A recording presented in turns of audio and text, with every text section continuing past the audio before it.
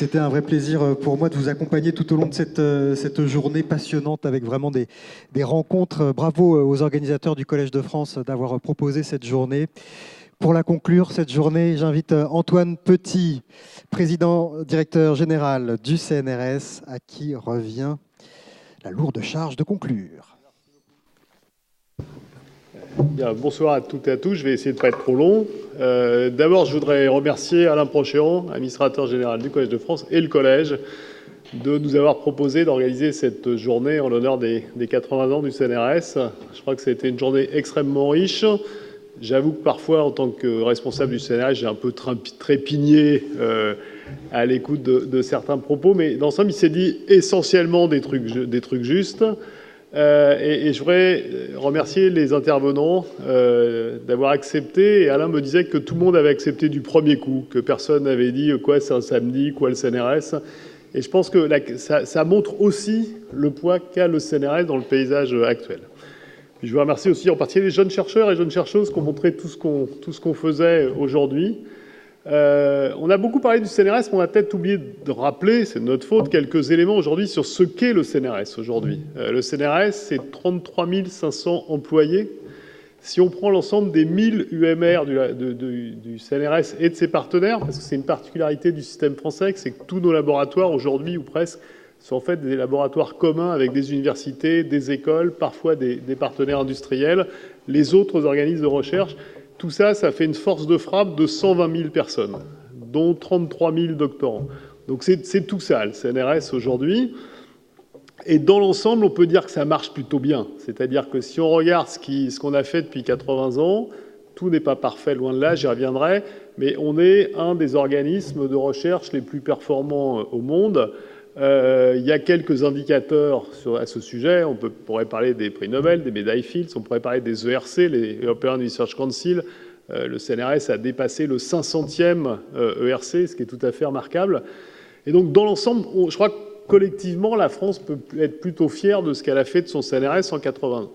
Ça ne veut pas dire qu'il n'y a pas des choses à améliorer. Comme ça a été dit, il y a un certain nombre de pesanteurs dans le CNRS, dont beaucoup sont en fait des pesanteurs du système français. Ce matin, on a par exemple parlé de la loi Sauvadet, qui est un sujet très controversé. Si vous allez discuter avec les organisations syndicales, vous verrez qu'elles n'ont pas forcément la même opinion qu'un certain nombre des chercheuses et chercheurs qui se sont exprimés.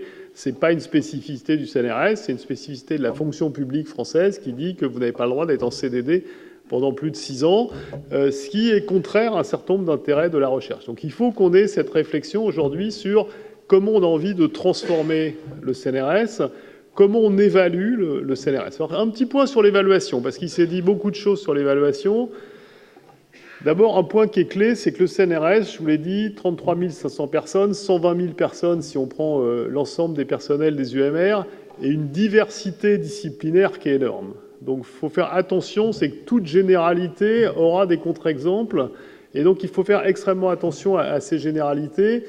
Comme le disait Ursula, l'IN2P3, c'est pas rare de publier. Moi, j'en étais resté à 1000, donc Ursula dit 3000. Évidemment, c'est pas la même chose qu'en mathématiques où vous allez publier à 1, 2 ou 3, et en plus, ça va être par ordre alphabétique, alors que les biologistes, c'est entre les deux, vous allez publier à 25 ou 30. Mais alors, si vous êtes premier, c'est important. Si vous êtes dernier aussi. Si vous êtes le 23e, c'est important, sauf s'il y en a un avant vous qui est le 17e, etc. Vous comprenez à peu près rien, mais les biologistes comprennent très bien. De manière générale, je pense qu'il est essentiel, et le CNRS a signé avec d'autres organismes la déclaration dite de San Francisco, c'est d'aller vers une évaluation qui soit qualitative. C'est-à-dire que penser qu'on va pouvoir évaluer un chercheur ou une chercheuse par un nombre, ou même 2 ou 3, c'est totalement illusoire. Je ne sais pas quels sont les métiers que vous exercez ou que vous avez exercés. Imaginez qu'on soit capable d'évaluer votre métier par un nombre ou 2. Si c'est le cas, venez me voir, ça m'intéresse. Et c'est une remarque qu'on fait souvent aux femmes et aux hommes politiques, c'est de dire, OK, vous voulez nous évaluer, mais comment on évalue un homme ou une femme politique? Comment on évalue un député? Comment on évalue un sénateur? Comment on évalue un journaliste? Et donc, toute évaluation qui consiste à dire, c'est formidable, j'ai trouvé un nombre, M. Prochéan, 27,5, M. Haroche, 27,4, c'est ça donc, M. Prochéan est beaucoup plus... Ça n'a pas de sens. Et je crois qu'il faut vraiment être conscient de ça. C'est qu'il faut travailler sur des évaluations qui soient qualitatives et qui soient adaptées à la discipline. Rappelons quand même que les chercheuses et les chercheurs sont sûrement parmi les gens les plus évalués au monde. C'est-à-dire un chercheur ou une chercheuse du CNRS, il fait tous les ans un rapport d'activité. Il n'y a pas tant de métiers que ça où c'est le cas. Qu'il y ait du bois mort, comme ça a été dit, oui, il y en a. Ça, c'est incontestable. Mais je crois qu'il n'y a pas de système parfait. Et peut-être il faut accepter qu'il y ait 10% de bois mort. Je ne pense pas que ça soit 20% au CNRS, pour que le reste puisse bénéficier de cette liberté qui a été décrite et qui est si importante. Et donc ces notions de temps, de liberté, de confiance, ça passe par le fait que oui, il y a un peu de bois mort, c'est regrettable, si on pouvait ne pas en avoir du tout, ça serait mieux, mais je pense qu'il faut faire attention, parce que si on se polarise sur les 5 ou 10% de bois mort, pour reprendre cette expression, ça va être une catastrophe pour tout le reste. Il faut accepter, c'est le principe. Si on savait effectivement dès le départ détecter quels allaient être les futurs prix Nobel ou les futures médailles Fields, ça se saurait. On a un exemple célèbre au CNRS, c'est Laurent Laforgue, qu'un certain nombre d'entre vous connaissent, qui a été médaille Fields du CNRS, médaille Fields il y a quelques années. C'est quelqu'un qui a failli être viré du CNRS. Parce qu'au bout de 5 ans, il n'avait rien fait. Et puis après, il a eu la médaille Fields. On a bien fait de ne pas le virer, n'est-ce pas ? Alors, effectivement, c'est un maths pur, et ce qui s'applique au maths pur s'applique probablement pas à d'autres disciplines. Bon, je pense que c'est important qu'on soit capable, collectivement, d'être conscient que la manière dont nous faisons la recherche, la manière dont nous devons l'évaluer, elle est variable d'une discipline à l'autre, et elle est variable d'un champ scientifique à un autre, et il faut qu'on soit capable de prendre ça en compte. Par contre, est-ce qu'il faut faire bouger le système ? Oui. On a un système qui a changé par rapport à il y a quelques années, et donc il y a un certain nombre de choses qui se sont dites qui ne s'adaptent pas aujourd'hui. Quand Serge Haroche dit « j'ai été recruté au CNRS parce qu'on m'a tapé dans la main, et je ne suis même pas sûr qu'on m'ait tapé dans la main, et j'ai été recruté au CNRS », aujourd'hui, je ne peux pas faire quelque chose comme ça. Des candidats au CNRS, il y en a des centaines, voire parfois des milliers. Donc dans la main de qui je vais taper, c'est pas facile. Rappelons entre parenthèses qu'on continue à recruter plus de 30% de chercheuses et de chercheurs permanents à l'étranger, des non-français, ce qui montre là aussi l'attractivité du CNRS. Mais on est obligé d'avoir des procédures qui sont adaptées à la situation actuelle où la concurrence est beaucoup plus forte. Ça ne veut pas dire, encore une fois, qu'il n'y a pas de la souplesse à avoir. Je pense qu'on en discutait lors du déjeuner. Il faut qu'on transforme nos processus de sélection. On a des systèmes aujourd'hui qui sont figés, dans lesquels on auditionne tout le monde 5 minutes. On ferait mieux d'auditionner beaucoup moins de gens pendant beaucoup plus longtemps. Ça serait sûrement plus productif parce qu'il y a des gens, on sait très bien qu'on ne les prendra pas.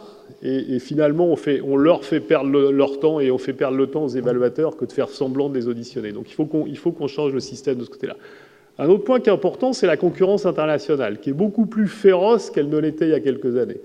Ça a été dit par plusieurs personnes. Il y a longtemps, je ne sais pas si c'était une époque bénie, mais grosso modo, on était recruté au CNRS ou maître de conférence après la thèse, juste après la thèse, parfois avant la fin de la thèse, et on ne se promenait pas comme les gens sont obligés de se promener aujourd'hui, ce qui est très sain parce que ça permet de voir ce qui se passe ailleurs.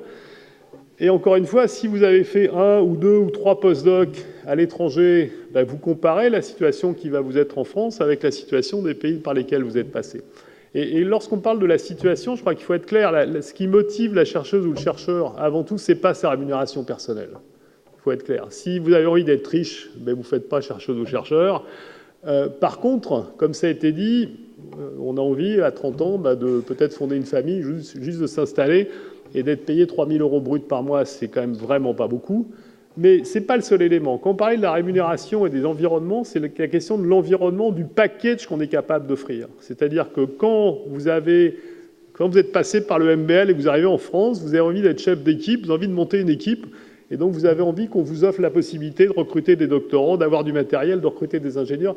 Et c'est ça sur lesquels on n'est pas très bon dans notre pays, c'est cette capacité de donner à des jeunes chercheuses et des jeunes chercheurs des packages qui vont leur permettre ensuite de devenir plus autonomes. Et puis quand même, je finirai par ça, il y a le problème de l'argent. D'accord ? Quand j'étais adolescent, il y avait une superbe formule qui était en France, on n'a pas de pétrole, on a des idées. C'était sympathique, mais ça ne suffit pas. À un moment, il faut de l'argent. Ça a été dit, il faut se rappeler les chiffres. La France consacre aujourd'hui 2,2% de son PIB à sa dépense de recherche et développement. C'est le même chiffre qu'il y a 20 ans. Et on est le seul pays, parmi les grands pays scientifiques, à être stable depuis 20 ans. Tous les autres ont augmenté de façon considérable. Ça a été dit ce matin, l'Allemagne va atteindre les 3%. La Chine, qui était très en retard, a fait un bond hallucinant. je ne parle pas de la Corée du Sud et d'Israël qui sont à plus de 4%, à un moment, cet argent, il manque. Il faut être conscient du fait qu'il manque du côté public, il manque aussi du côté privé. Vous vous souvenez peut-être que l'objectif de Lisbonne, c'était d'atteindre 3%. Grosso modo, c'était 1% de public, 2% de privé. Aujourd'hui, on est à 0,75, 0,80 de public et la différence avec 2,2, donc 1,4, 1,45 de privé. Donc vous voyez qu'on est en déficit des deux côtés. Et je crois que c'est ça qui est important, c'est qu'on comprenne comment on fait pour augmenter la part du PIB, c'est-à-dire pour diminuer ce retard, parce qu'il n'y a pas de miracle. Et on a dit plusieurs fois que la recherche s'inscrivait dans le temps long, et on peut nous dire, mais finalement, vous avez 2,2% du PIB aujourd'hui, et vous vous en sortez pas si mal. Donc finalement, pourquoi est-ce qu'on aurait besoin d'argent, si on s'en sort aussi bien que les autres avec moins d'argent? Soyons modestes et pas naïfs. Cette différence d'investissement, on va la payer. Ça sera peut-être dans 5 ans, ça sera peut-être dans 10 ans, ça sera peut-être dans 15 ans, mais un jour, on va la payer parce qu'il n'y a pas de miracle. Et donc, pourquoi est-ce qu'il faut investir aujourd'hui dans la recherche? Pourquoi est-ce qu'il faut absolument qu'on se donne collectivement l'objectif d'atteindre ces 3%? C'est pas pour faire plaisir aux gens que vous avez vus là, pas les plus anciens qui seront plus là dans quelques années, mais même pas les plus jeunes. C'est parce qu'aujourd'hui, investir dans la recherche, pour avoir des innovations demain, après-demain et après-après-demain, c'est aujourd'hui qu'il faut investir dans la recherche.